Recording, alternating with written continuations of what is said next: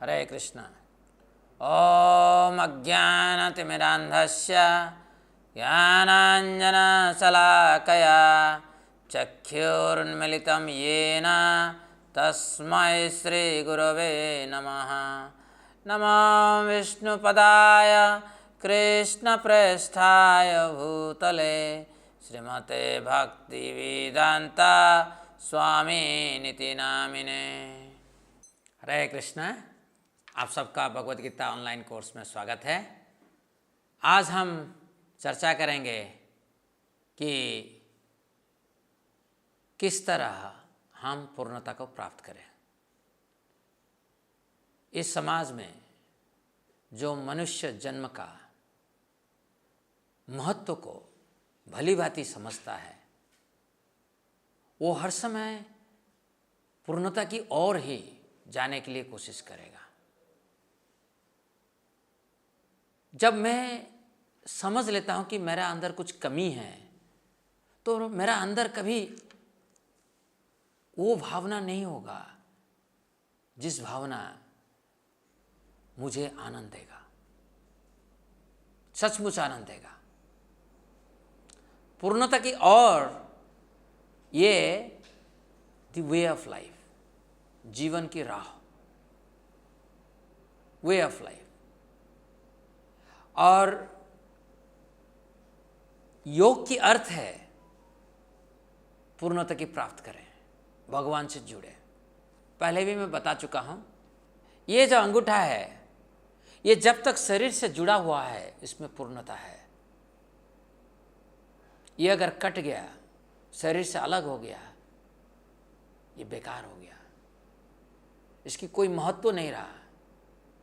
ऐसे ही मैं आत्मा हूं, भगवान के एक अंश हूं, इसीलिए मुझे हर समय योग से भगवान का साथ जुड़ना चाहिए। और ये चर्चा हम कर चुके हैं। सबसे अच्छे तरीका भगवान से जुड़ने के लिए भक्ति योग, भक्तिमय सेवा से भगवान से जुड़े। और इसकी पुष्टिकरण हो रहा है भगवद गीता 18 अध्याय 55 श्लोक में। किसी तरह सिद्धि की अवस्था प्राप्त की जाए, इसका वर्णन करते हुए भगवान कृष्ण कहते हैं, भक्त्या माम अभिजानाति यवन यच्चास्मि तत्वतः ततो माम तत्वतो ज्ञात्वा विशते तदनंतरम। केवल भक्ति से मुझ भगवान को यथारूप में जाना जा सकता है। जब मनुष्य ऐसी भक्ति से मेरे पूर्ण भावनामृत में होता है, तो वह वैकुंठ जगत में प्रवेश कर सकता है। यानी कि सिर्फ भक्ति में हम वैकुंठ प्राप्त कर सकते हैं। और बाकी योग हमें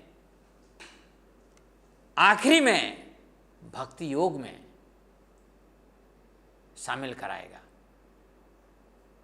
आप कर्म योग से भक्ति योग को जाएंगे, ज्ञान योग से भक्ति योग को जाएंगे, ध्यान योग से भी भक्ति योग को जाएंगे। तो भक्ति श्रेष्ठ है। अतः श्री कृष्ण पुनः कहते हैं कि संन्यास की सिद्धि भक्ति की प्राप्ति है। वे कह रहे हैं कि हम उन्हें केवल भक्ति के माध्यम से पूर्ण सत्य के रूप में जान सकते हैं एवं इसके अतिरिक्त अन्य मार्ग नहीं है।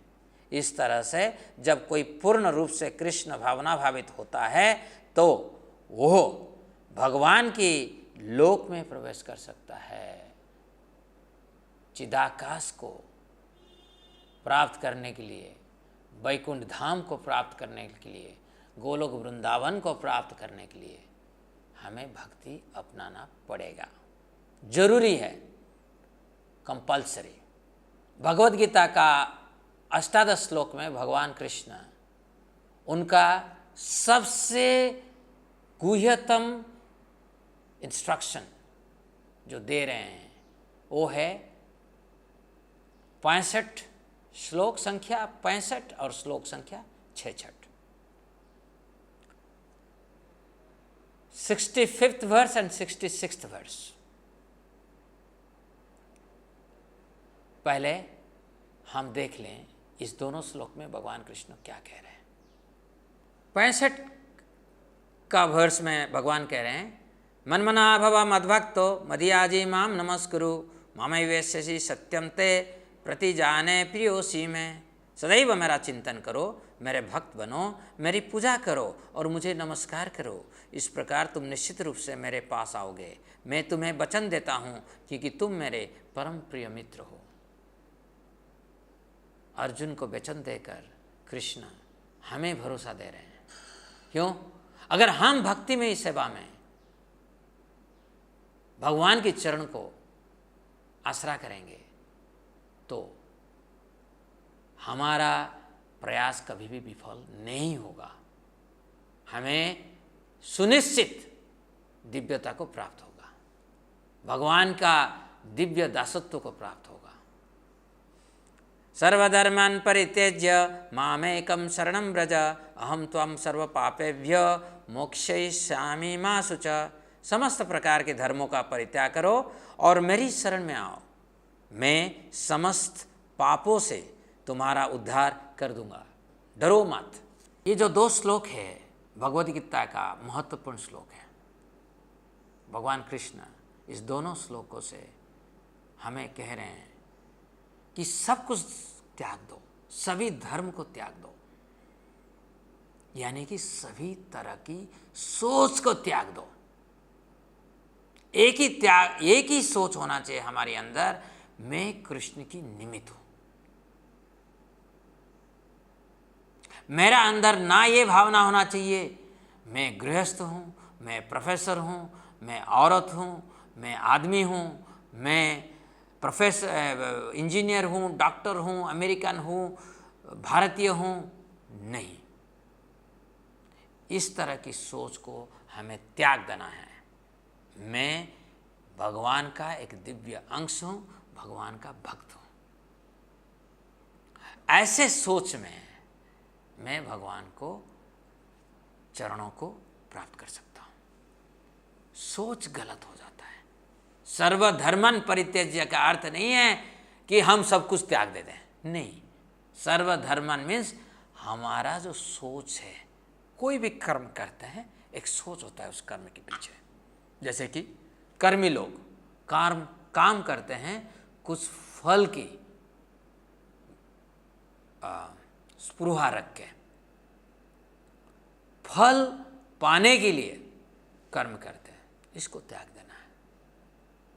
एक छात्र अध्ययन करता है, उसको डिग्री प्राप्त हो, ये सोच को हमें त्याग करना है। एक नेता प्रधानमंत्री बनने का स्वप्न देख रहा है, क्यों ना सोच रहा है कि मुझे ये पदवी मिले। ऐसे हर सोच को हमें त्याग देना है। ये नहीं कि किसी को नेता नहीं बनना है, किसी को गृहस्थ नहीं बनना है, किसी को छात्र नहीं बनना, नहीं नहीं। भगवद गीता ये नहीं कह रहा है, क्योंकि अर्जुन वही कर रहा था। अर्जुन अपना क्षत्रिय धर्म को त्याग देकर जंगल जाने के लिए कोशिश कर रहा था। भगवान कह रहे नहीं, तुम्हें युद्ध करना है, तस्मात् सर्वेषु कालेषु माम अनुस्मर युद्धश्च।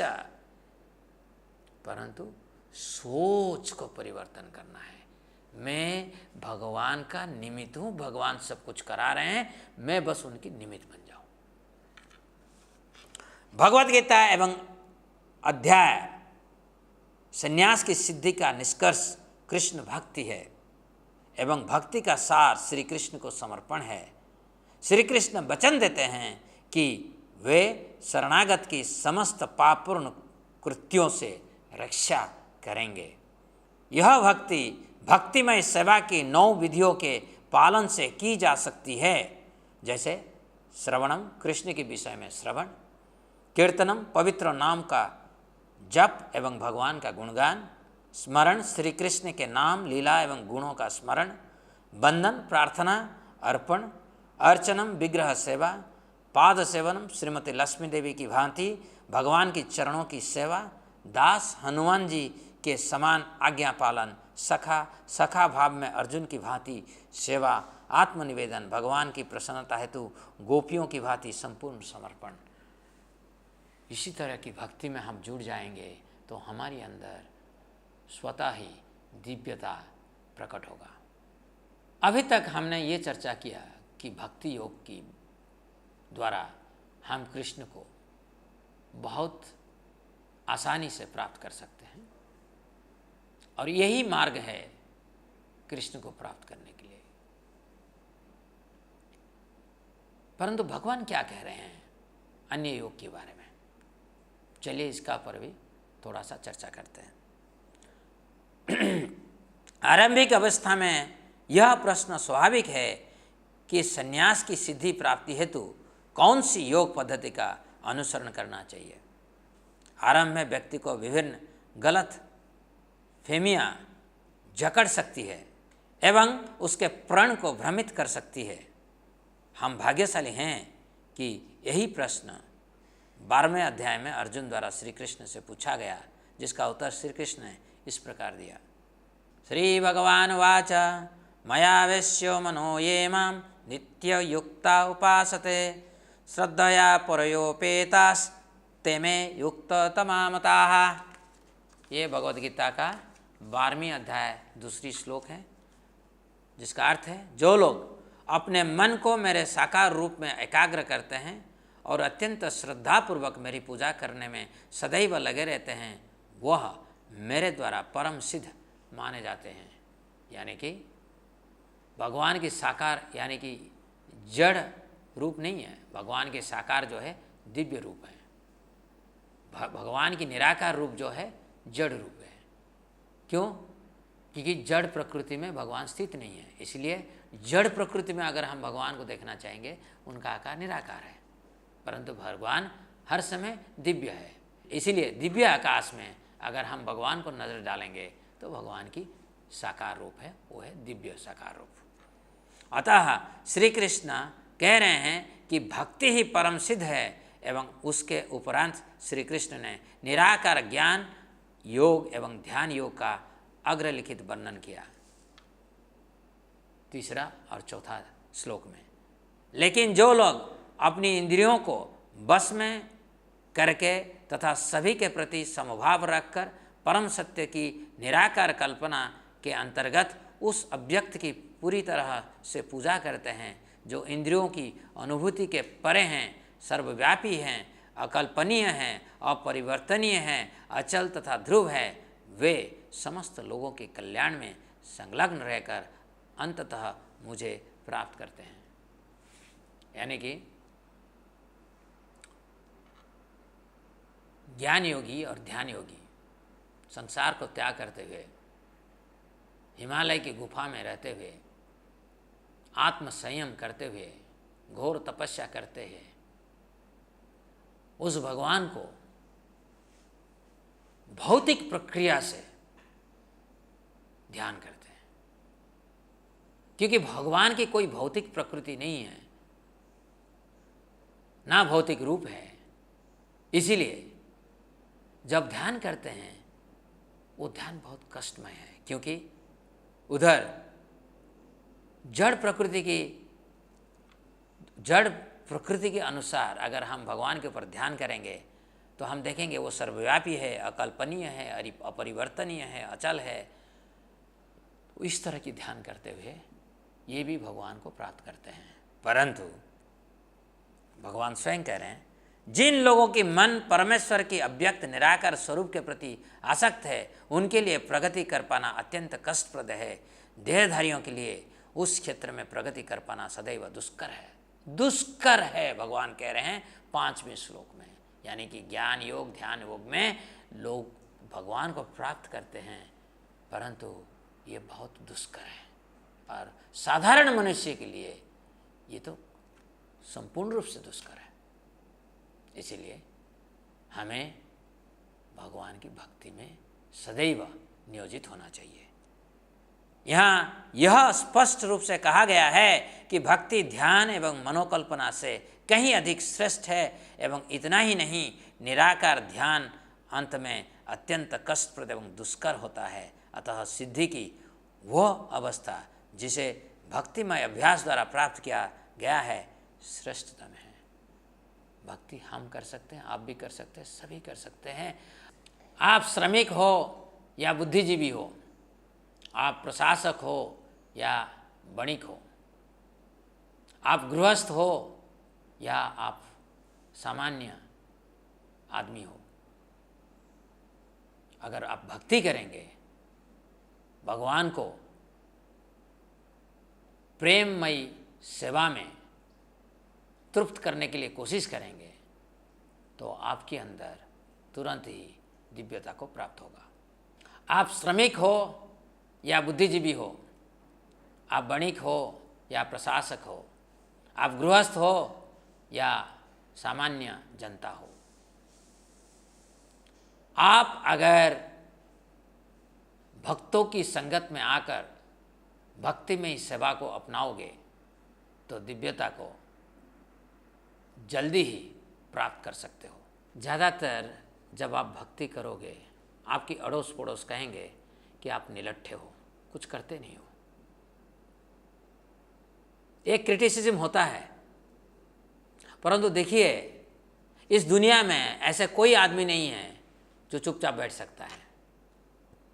3 गुणों द्वारा सभी प्रभावित है और अपनी स्वाभाविक गुण द्वारा प्रभावित होकर हम सब कुछ ना कुछ कार्य में रहते हैं। और भक्ति में हम किसको नहीं कहते कि आप इसको त्याग दो, इस कार्य को त्याग दो, आप नौकरी से रिजाइन करो, आप घर द्वार सब छोड़कर मंदिर आ जाओ, सन्यास बन जाओ। भक्ति में हम ये सब नहीं कहते हैं, ये गलत सोच है। ज्ञान योगी, ध्यान योगी बनने के लिए आपको संसार त्याग करना पड़ता है। भक्ति के लिए आप अपना ऑक्यूपेशनल ड्यूटी को करते रहो, बस फुल स्टॉप। परंतु उसके साथ भगवान के संदेश को अपना जीवन में उतारना चाहिए और दूसरों को भी देने के लिए हर समय प्रयास करना चाहिए। तो सबसे श्रेष्ठ कल्याणकारी कार्य क्या है? भगवद गीता में भगवान कृष्ण इसके बारे में कह रहे हैं। जिन्होंने सिद्धि प्राप्त कर ली है अथवा वह जो इस मार्ग पर हैं स्वार्थी नहीं है। भक्तिमय में सेवा द्वारा श्री कृष्ण की शरणागति से स्वाभाविक ही व्यक्ति अन्य के लिए जो अभी भी पूर्णता की मार्ग से बेखबर है परंतु अनुकूल है, उनके प्रति दयालुता से अभिभूत होता है। इस दयालुता का स्रोत स्वयं श्री कृष्ण ही है। अर्जुन को सिद्धि के मार्ग की व्याख्या के उपरांत कृष्ण तुरंत सलाह देते हैं। 18 अध्याय 68 श्लोक में भगवान कृष्ण कह रहे हैं, जो व्यक्ति भक्तों को यह परम रहस्य बताता है वह शुद्ध भक्ति को प्राप्त करेगा और अंत में वह मेरे पास वापस आएगा। क्या बताएगा? मन्मना भव मद्भक्तो मद्याजी माम नमस्कुरु सर्वधर्मान् परित्यज्य मामेकं शरणं व्रज। सब कुछ सोच को परित्याग देते हुए कृष्ण भावनामृत में रहकर भगवान की सेवा करना, ये संदेश जब हम दूसरों को देते हैं भगवान उसमें खुश होते हैं। और भगवान अगले श्लोक में कह रहे हैं, इस संसार में उसकी अपेक्षा कोई अन्य सेवक ना तो मुझे अधिक प्रिय है और ना कभी होगा। अतः भगवत गीता के इस ज्ञान का वितरण सर्वश्रेष्ठ समाज कल्याणकारी कार्य हैं एवं यह दयालुता का श्रेष्ठ रूप है। कभी लोग कहते हैं दूसरों को खाना खिलाना समाज कल्याणकारी कार्य है, दूसरों को विद्या दान देना समाज कल्याणकारी कार्य है। कोई कहता है विधवाओं को रक्षा करना समाज कल्याणकारी कार्य है। कोई कहता है अरफान के लिए आश्रम खोल के उनका देखभाल करना कल्याणकारी कार्य है। परंतु भगवद गीता की कहना है आप जो करना है करो, हमें कोई मतलब नहीं है। आप अरफान आश्रम चलाना चाहते हो चलाओ, आप लोगों को खाना खिलाना चाहते हो खाना खिलाओ, आपको जो भी करना है करो। परंतु अगर वो सब कार्य कृष्ण भावनामृत के साथ जुड़ा नहीं है तो वो सब कार्य संपूर्ण रूप से बड़ा शून्य है। यानी कि अगर आप दूसरों को प्रसाद, आप दूसरों को अन्न वितरण कर रहे हो, खाना वितरण कर रहे हो, भगवान को भोग लगाकर प्रसाद के रूप में उसको वितरण करो, और वो साधारण मनुष्य के अंदर ये भावना पैदा करो कि ये अन्न जो वो ले रहे हैं वो भगवान से आया है। आप विद्या वितरण करना चाहते हो, करो, परंतु उसके साथ इनको भगवत गीता की विद्या दो, श्रीमद् भागवत उनकी विद्या दो।